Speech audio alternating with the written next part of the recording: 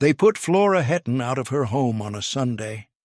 Martin had driven her to lunch at his house, the way he did on the first Sunday of every month, and Flora had not known, sitting in the passenger seat with her canvas bag on her lap, that this was the last ordinary Sunday she would have for a long time.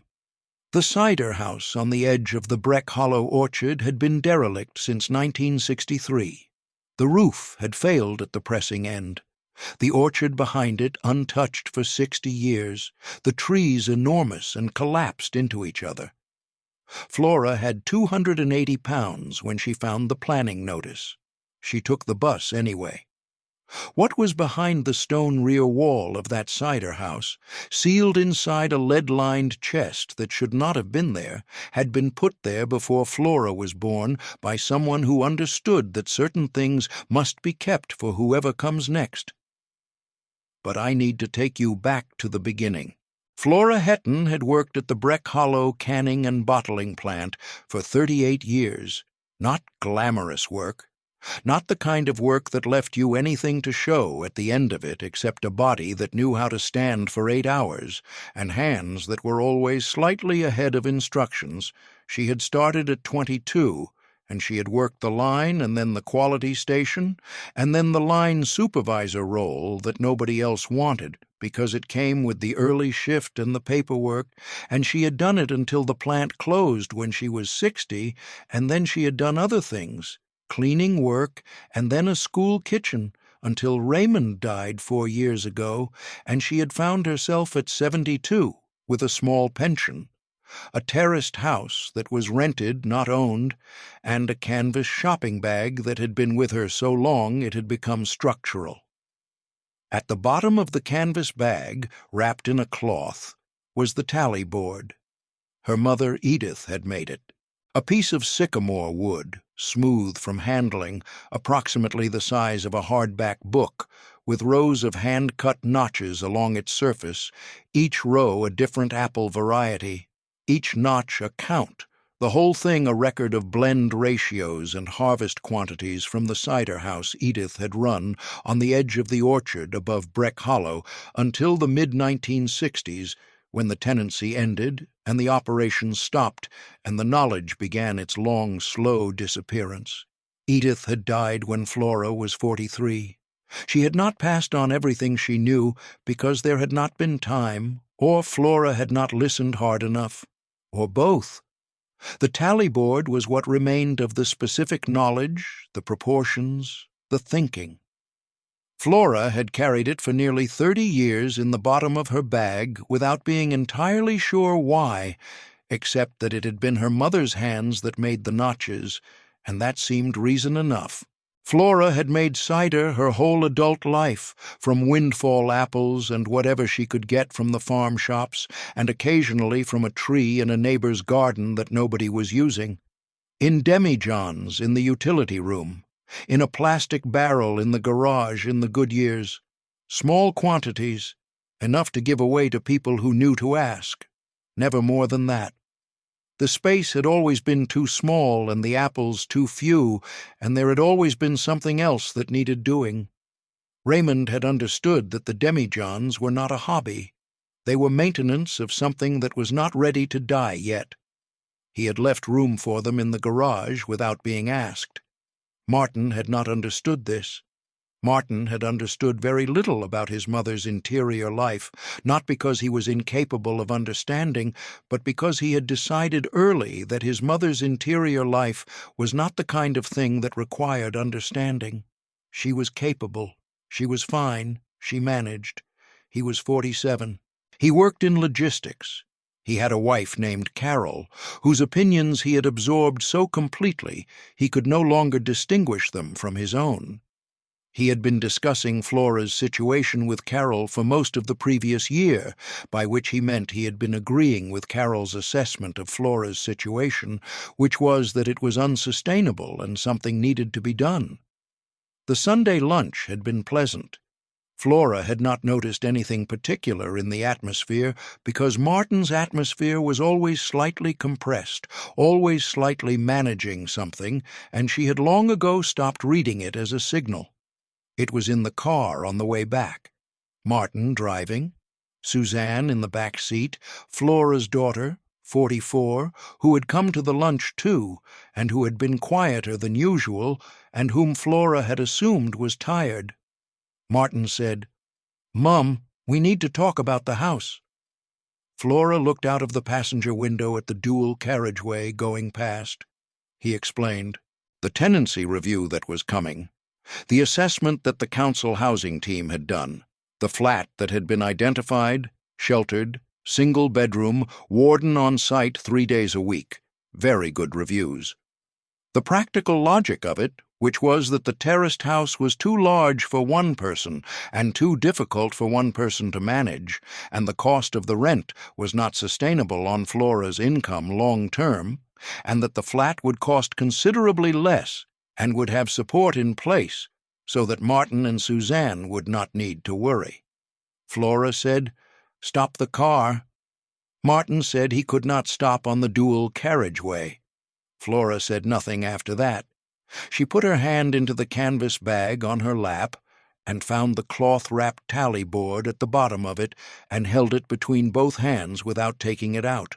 She held it for the rest of the journey, through the dual carriageway and the town roads and the turning into her street, and when Martin stopped the car and began saying something about timelines, she got out and went inside without waiting for him to finish.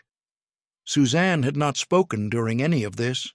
Flora had looked back once from the passenger seat and seen Suzanne in the back seat with her car keys in her right hand, holding them in a closed fist, not moving toward the door, not going anywhere, just holding the keys as if they gave her permission to be somewhere else, even though she was staying. Her face turned slightly toward the window. That was the one moment Flora came back to in the weeks that followed. Not Martin's explanation, not the logic of it, that closed fist around the keys, Suzanne knowing and not saying, Suzanne staying and not staying. Flora moved into the sheltered flat 7 weeks later. It was beige. The warden was a young man named Gareth, who was very kind in the way that professional kindness is kind, which is thoroughly and without remainder. The other residents kept themselves to themselves, which Flora respected and returned. The flat was on the 2nd floor. It had a window that looked onto the car park. Flora set the canvas bag on the kitchen counter and looked around at what she had, which was 2 suitcases, the bag, and a small box of things she had been allowed to take from the house before it was cleared. She made tea. She sat at the small kitchen table and drank it. She thought about Edith. She thought about the cider house she had visited as a child, the smell of it, cold stone, and something sweet and alive underneath the cold. She thought about the tally board at the bottom of the bag and what it was for if there was nowhere to use it. She did not let herself think about this for long, because thinking about it without a plan was the kind of thing that turned into grief, and grief at 72, with 2 suitcases in a beige flat and a warden named Gareth, was a specific kind of trap she was not going to walk into. She had £400 in her account at the start and £280 by the end of the first month after the move-in costs and the things that always cost more than you have planned for. £280, a weekly pension, and a canvas shopping bag with a tally board at the bottom of it. She had been at the county records office looking for the deeds to her mother's old tenancy, not with any legal purpose, simply because she had been thinking about Edith and wanted to see the documents, when she found the planning notice. It was in a folder of recent rural property disposals, a single sheet, describing a rural property at the edge of the Breck Hollow Orchard access track. Former cider production premises, poor vehicular access, building considered beyond conventional restoration, available under the Rural Asset Disposal Program. Flora read it twice. She knew where the orchard was. She had been taken there as a small child, taken by Edith through the trees, shown which apple was which, and how to tell by the smell and the weight and the color of the skin. She had not been back since Edith died. She had not let herself go back. The asking price was £3,800. The payment structure on offer was deposit plus 3 years from business income, the same language the Rural Asset Program used for all its small disposals. Flora sat in the records office for a long time with the planning notice in front of her. Then she went to the counter and asked how to apply. She took the bus on a Thursday morning, the access track bus that ran twice a day, and stopped at the bottom of the orchard lane. The driver told her the lane was a quarter-mile walk, and she said she knew that. She had her canvas bag, she had her coat, she had 280 pounds and a specific kind of stubbornness that had been useful in the canning plant and was going to be more useful now.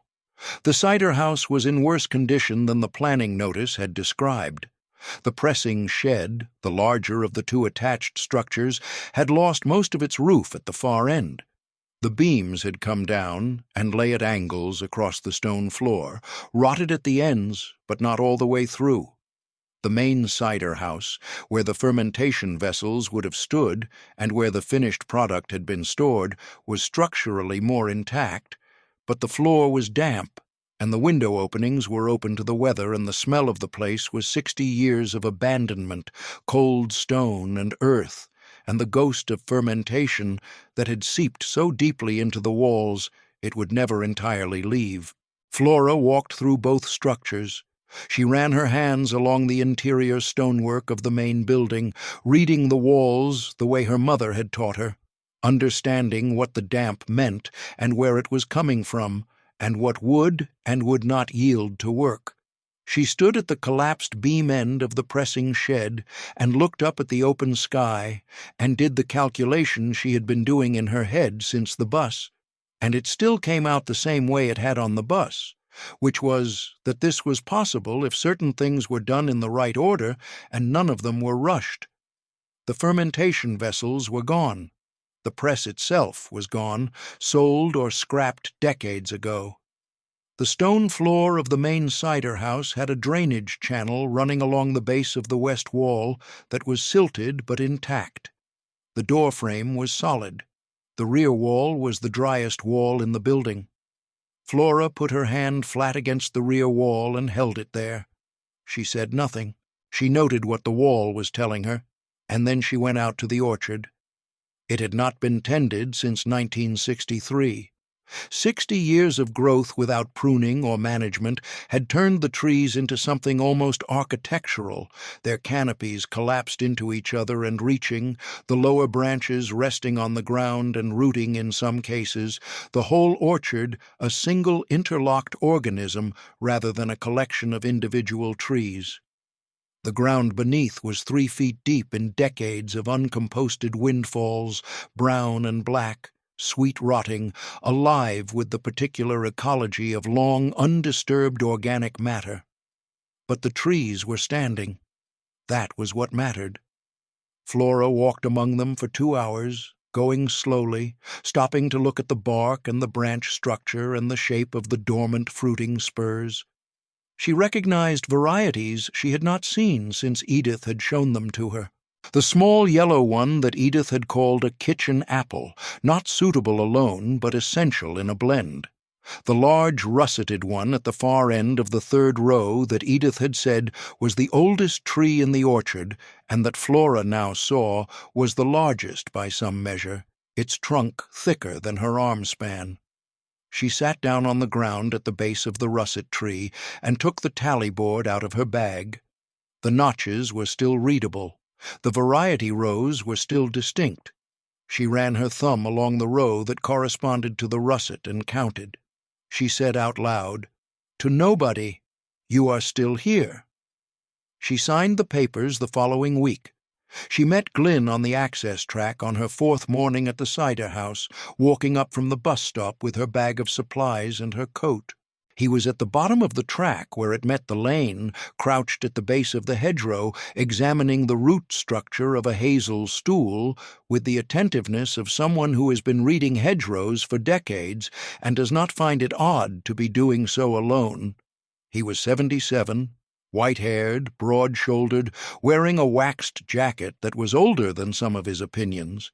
He had spent 40 years as a skilled orchard worker on the commercial apple operations above Breck Hollow before the last one closed, and since it closed he had continued to walk the lanes and the hedgerows and the edges of the former orchards, because stopping would have felt like agreeing that none of it had mattered. He looked up at Flora as she passed and said, "You the one at the cider house?" Flora said she was. He said, "It cannot be restored." Flora said, "Most things can." He looked at her for a moment and then went back to the hazel stool. She was 20 yards up the track when he called after her, "Those trees in the top section want looking at before winter." She stopped. She turned around. She said, "Which trees?" He said, "The ones on the north face. If you do not clear the crossing branches before the weight of the leaves comes back, you will lose the 2 outer ones." Flora came back down the track. She took the tally board out of her bag and held it up so he could see the notches. She said, "Do you know what this is?" He went very still. He came to where she was standing. He looked at the board for a long time without touching it. Then he said, "That is Edith Marsh's board. That is Edith's counting board." Flora said, "She was my mother." There was a silence on the access track that had a particular quality to it, the quality of 2 people who have been connected by someone who is gone and who are both standing in the fact of that. Glynn said, "I worked this orchard. 20 years I worked here. Your mother knew every tree by name." Flora said, "She tried to teach me." He said, "She would be glad you came back." He came up the track with her that morning and walked the orchard for the first time in 11 years, and he did not stop talking for 2 hours, and neither did Flora. He was not an easy person. He had strong views about management methods that had been formed over decades, and he shared them without hedging, and some of them were right, and some of them were wrong, and Flora could tell the difference, which meant that their conversations were sometimes arguments. But he knew the trees. He knew this specific orchard, these specific varieties, the history of this ground. He started coming 3 mornings a week, then 4. He did not ask, and Flora did not invite. He simply began being there, the way that certain people with long experience of a place simply return to it when it reopens. She had not told anyone she had signed the papers or where she was spending her days. She had not told Martin. She had told Suzanne only that she was managing, which was what Suzanne had asked and was not untrue. Flora had been at the cider house for 11 days when she noticed the man working at the far end of the orchard. He was too far away to see clearly through the overgrown canopy. She could see movement. She watched for a while and could see that he was clearing the ground, pulling the deep compost layer back from the base of the trees, the way the trees needed, systematically, working from the far eastern end of the orchard toward the center. She walked toward him. Reuben was 71. He had the build of a man who had worked the land since he was young and had not stopped. He was not surprised to see Flora coming toward him across the orchard. He looked up, nodded once, and went back to work. Flora said, "Who told you to do this?" He said, "Nobody." It needed doing. She asked his name. He told her. She asked where he was staying, and he said his truck, in the co-op car park, because his wife Marion had died in April and the cottage had gone with the care funding assessment in March, and he had not found anywhere since. Flora was quiet for a moment. Then she said, "The pressing shed is open at one end, but the stone floor is dry. There is a camping stove in my bag." Reuben looked at her. He said, "I am not asking for charity." Flora said, "I know that. I am asking for help with the far end of the orchard and the pressing shed roof assessment. Those are 2 things I cannot do without another pair of hands." He thought about this. Then he picked up the tool he had been using and walked with her back toward the cider house. He said very little. He worked with a completeness of attention that meant you did not feel the silence as emptiness. He had an instinct for what the orchard needed that was not identical to Glynn's and not identical to Flora's, and that was, in its combination with theirs, something more useful than any one of the three alone. In the evenings, he slept in the pressing shed on the camping mat Flora had bought at the market, and during the days he worked, and after 2 weeks the orchard's eastern section was cleared to the base of the trees, and the pressing shed roof had been assessed, and a temporary repair had been designed and partially executed, and Reuben had said fewer than 300 words in total, most of them useful. Diane Fellows arrived on a Thursday morning 3 weeks after Reuben, with a letter from the Rural Housing Support Service and a quality of careful self-containment that came from having had a year of her life reorganized and not yet knowing what had replaced the previous arrangement. She was 44. She had taught primary school for 19 years. The school had been closed by the county authority as part of a consolidation program, and the house she had rented in the village where the school had been was tied to a tenancy that required local employment, and when the employment ended, so did the tenancy, and she had found herself in Breck Hollow at a support service's suggestion with a reference for a rural property that was taking people in. Flora looked at the letter. She looked at Diane. She said, "Can you carry things?" Diane said she could carry things. Flora said, "Come in then." Diane was not built for orchard work, and she knew it, and she said so without defensiveness, which Flora respected. But she was organized in the way that some people are organized, with a quality of clear-eyed, practical intelligence that could look at a situation and see what it needed. Within a week, she had understood the cider-making process at the level she needed to understand it, had made contact with 3 farm shops and 2 pub landlords in the area by simply walking in and introducing herself and asking what they were currently doing for local cider, and had come back on the 3rd day with a list of specific requirements that the current operations of the largest farm shop needed, which was information Flora had not had. She and Reuben clashed in the 2nd week about pace. Diane wanted to move faster than Reuben thought was right for the orchard, and she said so directly, and he disagreed with equal directness, and it did not resolve neatly. Flora did not intervene. She let it work itself out, which it did, not to a clean agreement, but to a functional arrangement in which Diane managed the external relationships and Reuben managed the orchard pace, and the 2 of them operated in the same space without requiring each other's approval.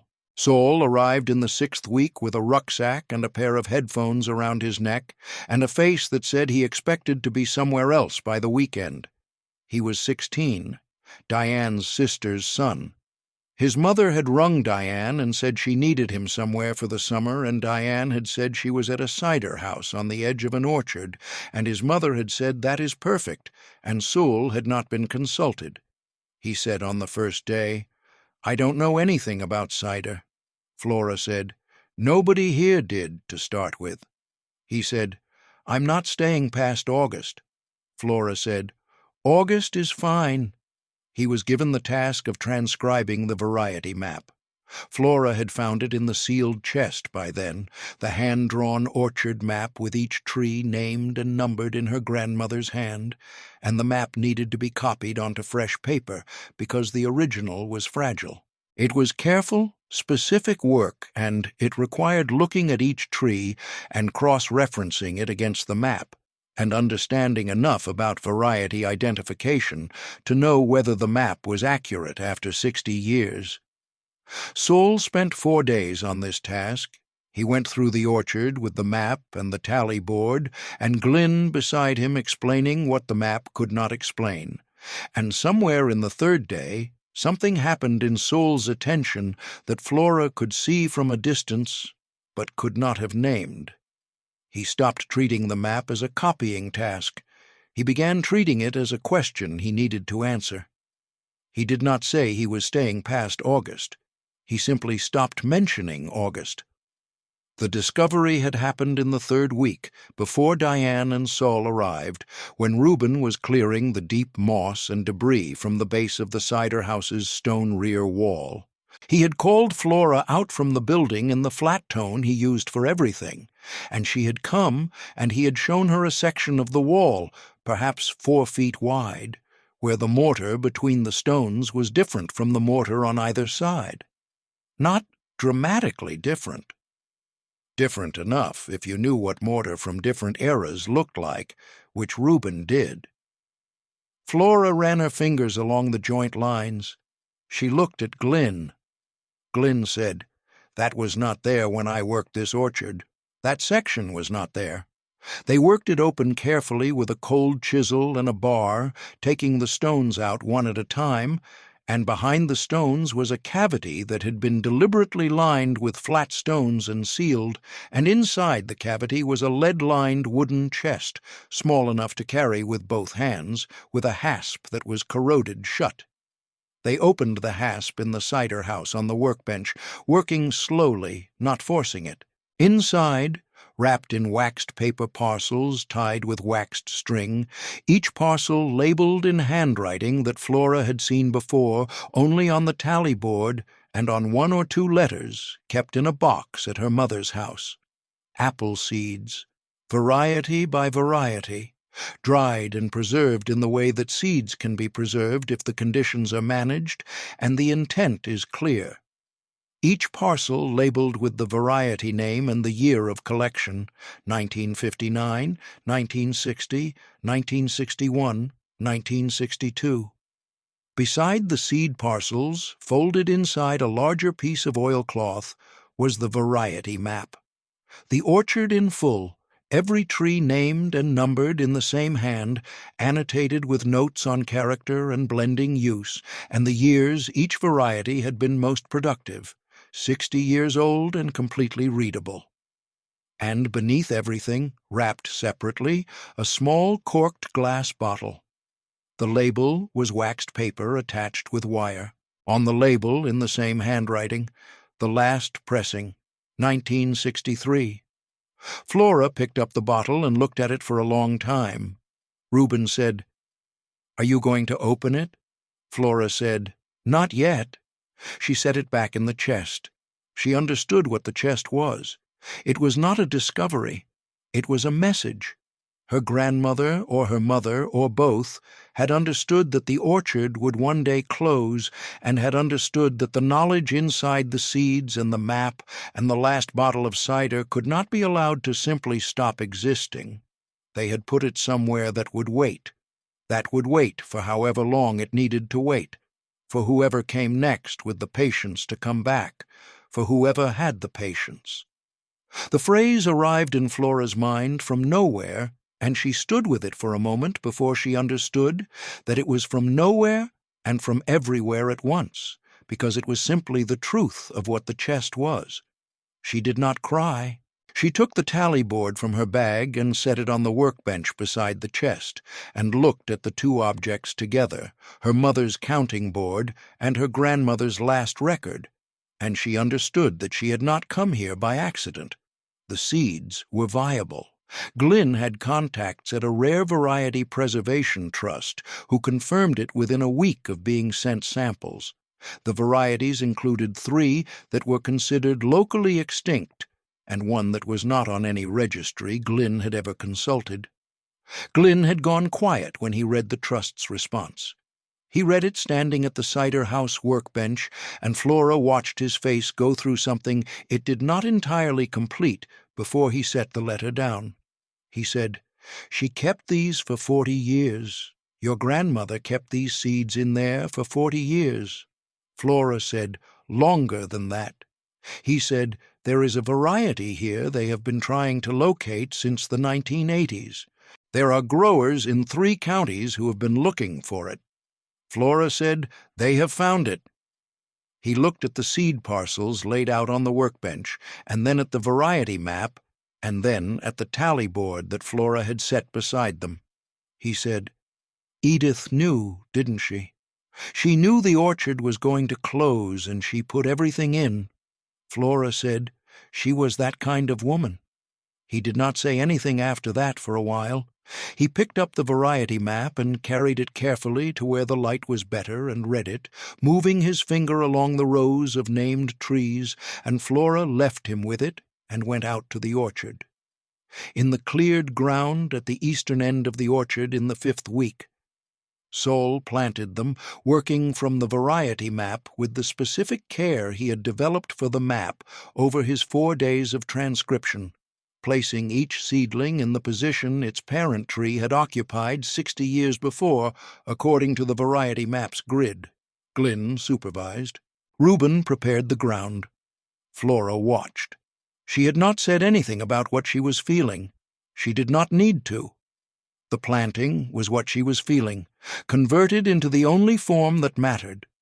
The fermentation work began in the 7th week, once enough of the pressing shed roof had been repaired and the equipment acquired through Glynn's network of retired orchard men who had tools they were glad to see used again. The press itself came from a man in the next valley who had kept his grandfather's equipment in a barn for 30 years because he had not been able to bring himself to sell it and had not had a reason to use it. Glynn drove Flora to see it on a Tuesday morning, and they loaded it into Glynn's trailer and brought it back on the same day. And when it was set up in the pressing shed, and Flora ran her hands over the screw mechanism and the bed, it was as if the building had been waiting for the weight of it. Reuben cleaned and serviced the press over 2 days with the methodical completeness he brought to everything. He did not ask whether he was doing it correctly. He knew he was doing it correctly, and Flora knew it too, and they worked in the same space without the silence being anything other than 2 people concentrating. Flora worked with the apples the way her mother had worked, reading variety by variety, tasting, smelling, making the blending decisions by hand and nose, and the knowledge in the tally board rather than by formula. The process was slow. It was supposed to be slow. Wild fermentation without commercial yeast is not a process that can be hurried without becoming a different thing. If you have made it this far into Flora's story, hit subscribe, because what happens next is the part I have been waiting to tell you. The first batch was ready in the 9th week. Not the full cider, not the finished product that would take months more, but the initial fermentation, the point at which you can taste what the blend is going to become and know whether you have made the right decisions. Flora tasted it first, in the cider house with the door open and the orchard behind her. She stood still for a moment. Then she handed the glass to Glynn. He tasted it without speaking. He held the glass at arm's length and looked at it. His face went through several things that he did not explain, and that nobody asked him to explain. He said, "That is your mother's blend." Flora said, "I know." He said, "How did you know to do that without the proportions?" Flora held up the tally board. He looked at the board and then at Flora, and he shook his head very slowly, not in disagreement, but in the way that means. I should not be surprised, and yet I am. Sewell was there. He had not been asked to stay for the tasting. He was there because he was always there, in the way that he had gradually become always there without the summer ending being mentioned again. He tasted it when Glynn passed him the glass, and he was quiet for a moment. He said, "It tastes like something that took a long time."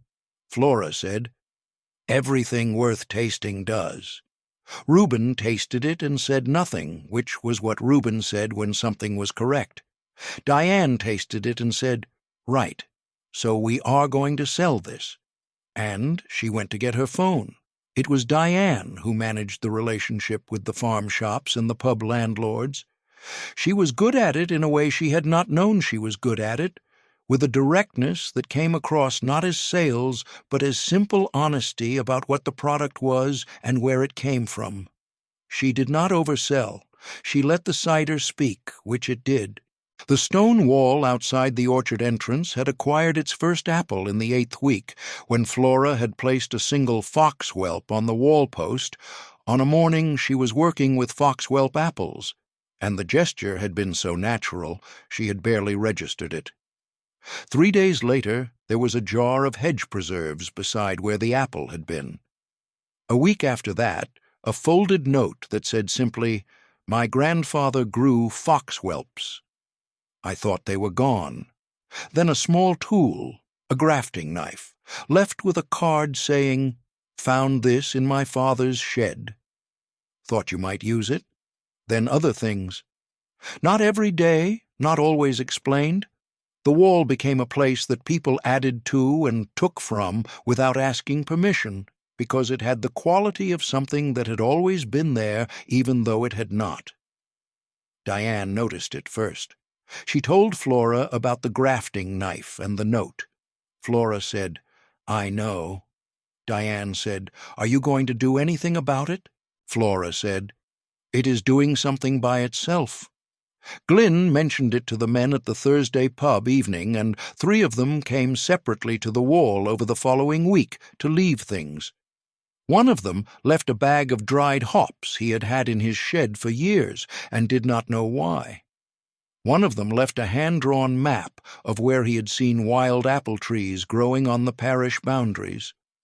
One of them left a half bottle of a commercial local cider from the 1980s with a sticky note reading, "This is what it should not taste like." Sewell added the map of the wild apple trees to the variety map he had been maintaining, cross-referencing it against the original orchard map with the systematic pleasure of someone who has found the thing their mind was designed to do. The orders came in without Flora seeking them. Diane had placed the first batches, and the first batches had done the work. The landlord of the Breck Hollow Arms, the oldest pub in the town, had been selling commercial cider for 30 years because there had been no local cider worth selling. He had tasted Flora's product on Diane's 3rd visit and said he would take whatever she could supply. He was a careful man, the landlord. He had been running the pub for 22 years, and he did not make declarations lightly. He tasted the cider standing behind his bar on a Wednesday afternoon when the pub was empty, and he was quiet for long enough that Diane had begun to think the answer was no. Then he said, "When can you bring me the first batch?" Diane had told Flora that evening, and Flora had said, "Good," and gone back to what she was doing. That was the whole of it, until the card, handwritten on a piece of card from the back of a notepad, Hetton's Cider, local, first time since 1987. Martin walked into the Breck Hollow Arms that Friday evening for a drink with a colleague and saw the card. He ordered a pint of bitter. He sat at the bar. The landlord, who knew Martin only as someone who came in occasionally and who had not connected him to anything in particular, said without preamble, "Local cider, if you are interested. First proper local we have had since I took this place on." Martin looked at the card in the window from his stool at the bar. He said, "Where is it from?" The landlord told him.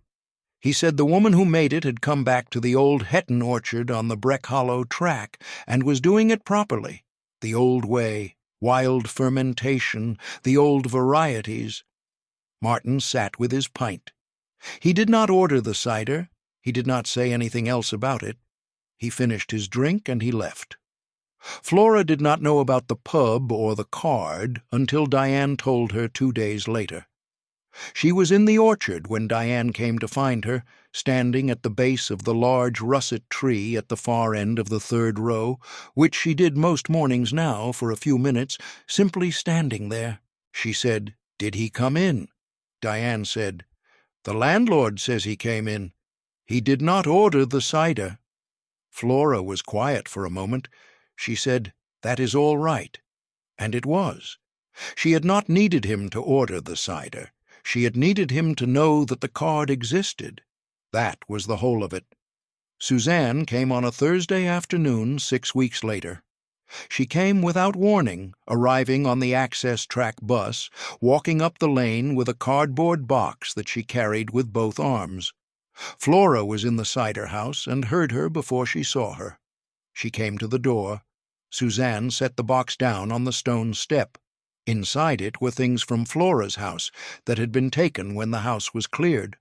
A photograph of Raymond at the allotment, a small tin of buttons Flora had kept since before the children were born, Edith's only surviving recipe card, the one for the vinegar. Suzanne said, "Martin does not know I am here."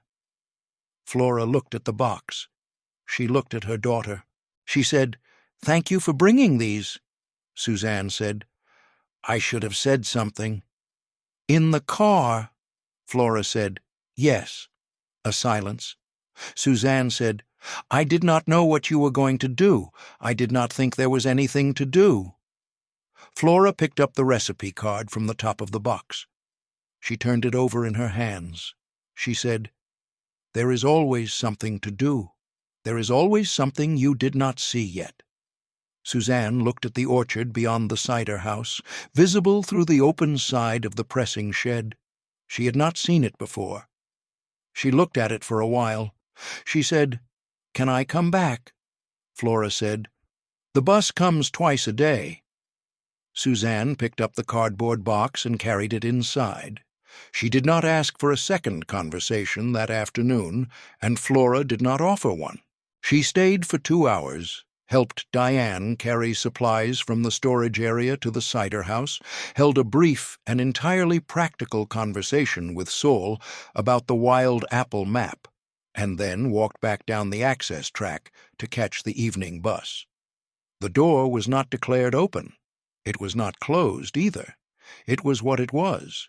2 women who understood each other imperfectly and were trying to understand each other better, which is what most reconciliations are, if they are honest. The orchard became itself over the months that followed. Reuben's grief had its worst week in the 5th month, a week in October when the quality of the light changed and became the light that had been there when Marion died, and he had gone very quiet and had walked the orchard alone for several days instead of working. Flora let him walk.